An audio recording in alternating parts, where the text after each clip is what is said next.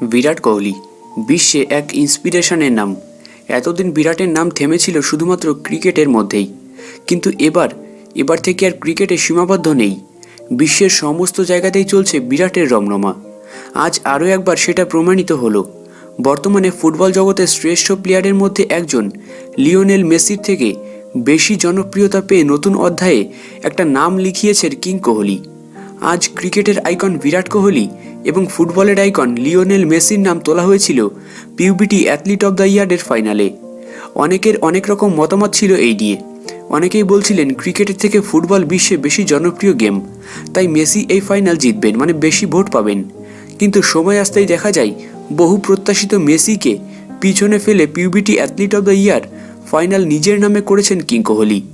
সম্প্রতি ওই ইভেন্টে ৭৮-২২ মার্জিনে মেসিকে পরাজিত করেছেন ভারতের এই রত্ন। জনগণ বিরাটের সম্পূর্ণ ভোট দিয়েছেন এবং তাকে বিশ্বের সামনে সবচেয়ে জনপ্রিয় করে তুলেছেন। ২০২৩ সালটি বিরাটের যেমন কেটেছে, তাতে বিরাটের এই সম্মানটি প্রাপ্য। বিশ্বকাপেও মানুষ দেখে এসেছে বিরাটের দাপট। বিরাটের এই সফলতায় আনন্দিত সমস্ত বিরাট ফ্যানদের থেকে শুরু করে ভারতীয় ক্রিকেট সমর্থকরা।